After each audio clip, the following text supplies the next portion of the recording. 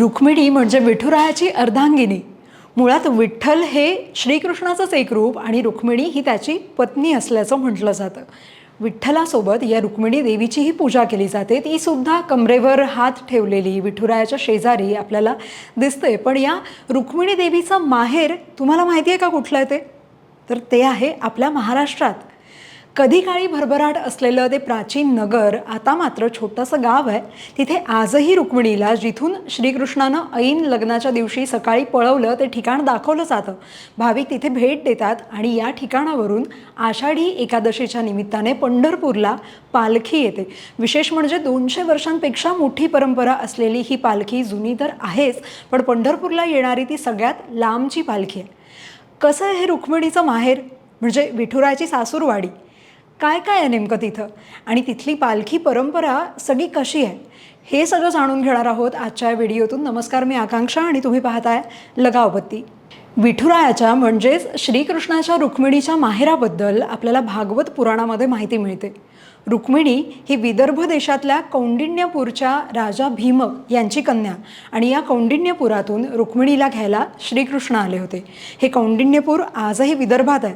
ते आहे आजच्या अमरावती जिल्ह्यातल्या तिवसा या तालुक्यामध्ये. अमरावतीपासून साधारण 44 किलोमीटर अंतरावरती ते बसलं आहे आणि आज जरी ते एक छोटंसं गाव असलं तरी कधी काळी ती एक प्राचीन नगरी होती जिचे उल्लेख प्राचीन साहित्यात आजही सापडतात.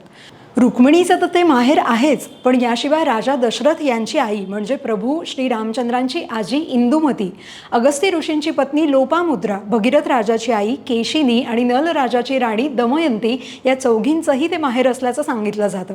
रुक्मिणी आणि श्रीकृष्णाच्या प्रेम कहाणीवर म्हणजेच रुक्मिणी स्वयंवरावर आजवर अनेकांनी लिहिलं आहे.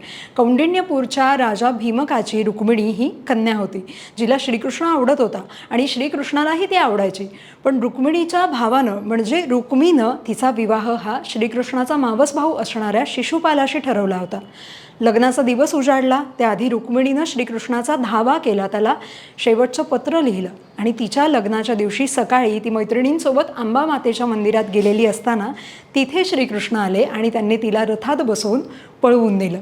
तेव्हा रुक्मी आणि शिशुपालाचाही श्रीकृष्णाने पराभव केला. नंतर त्या दोघांचं लग्न झालं आणि अशी रुक्मिणी ही श्रीकृष्णाची सगळ्यात थोरली पत्नी आणि द्वारकेची पट्टराणी झाली. आज जर अमरावती जिल्ह्यातलं हे कौंडिण्यपूर पाहिलं तर ते अगदी 5,000 पेक्षा कमी लोकसंख्या असणारं एक लहानचं गाव आहे, ज्याच्या पूर्वेला वर्धा नदी, जिचं खरं नाव वरदा नदी असं होतं, ती वाहते.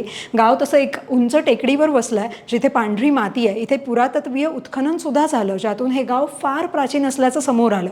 इथल्या नदीच्या काठी विठ्ठल रुक्मिणी मंदिर आहे आणि विशेष म्हणजे श्रीकृष्णानं रुक्मिणीला कौंडिण्यपूर गावच्या थोडं बाहेर असणाऱ्या अंबामातेच्या मंदिरातून पळवलं असं जे म्हटलं जातं. ते अंबामातेचं एक मंदिर अजूनही तिथे आहे. विशेष म्हणजे त्या मंदिरात एक गुहा आणि खिडकी आहे जिथून रुक्मिणीचा अलगद हात धरत श्रीकृष्णानं तिला पळवलं होतं अशी लोकांची धारणा आहे. हे कौंडिण्यपूर गाव अनेक शतकं लोकांना माहितीही नव्हतं, पण या गावाचं खरं महत्त्व वाढवलं ते एका स्वामींनी, ज्यांचं नाव होतं सदाराम महाराज. या महाराजांचा काळ 18व्या शतकातला आहे. त्यांनी नदीकाठी आज दिसणारं विठ्ठल रुक्मिणीचं मंदिर बांधलं, कौंडिण्यपूरचं महत्त्व वाढवलं आणि विशेष गोष्ट म्हणजे इथून पंढरपूरला पालखी सुरू केली जी अजूनही चालू आहे. 200 वर्षांपेक्षा अधिक काळाची परंपरा असणारी ही पालखी महाराष्ट्रातली एक जुनी पालखी मानली जाते. पंढरपूरला जाणाऱ्या सगळ्या पालख्यांचा विचार केला तर सगळ्यात लांब अंतराहून येणारी पालखी म्हणजे हीच कौंडिण्यपूरची पालखी आहे. ती किती अंतर पार करून येते तुम्हाला माहिती आहे? सुमारे 700 किलोमीटर इतकं अंतर पार करून ती पायी पंढरपूरला येते, म्हणजे ज्ञानेश्वर माऊलींच्या पालखीच्या जवळपास तिप्पट अंतर. तिचे वाटेत एकूण 33 ठिकाणी मुक्काम असतात. अमरावती, वाशिम, परभणी, बीड, धाराशिव, सोलापूर या 6 जिल्ह्यातून प्रवास करत करत ती पंढरपूरला जाते. जसं अंतर जास्त असल्यामुळे कौंडिण्यपूर देवस्थान मर्यादितच वारकऱ्यांना यासाठी परवानगी देतं. पण पंढरपुरात आल्यावर या रुक्मिणी मातेला म्हणजेच कौंडिण्यपूरच्या पालखीला पंढरपूर संस्थानकडून आहेर करण्याची प्रथा आहे जी ही अजून चालू आहे. त्यामुळे या पालखीला अजूनही मोठा मान आहे कारण ती विठ्ठलाच्या सासूरवाडीवरून येते. तर अशी आहे ही पंढरपूरला सगळ्यात लांबून येणारी पालखी. आजही भाविक या कौंडिण्यपूरला येतात. अंबामातेच्या मंदिरात रुक्मिणीला श्रीकृष्णांना पळवून नेलं ती खिडकी पाहतात, दर्शन घेतात.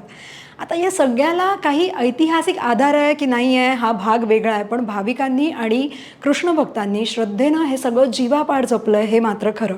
बाकी तुम्हाला ही माहिती कशी वाटली कमेंटमध्ये सांगा आणि वारी स्पेशल माहितीसाठी लगावपत्तीला सबस्क्राईब करा.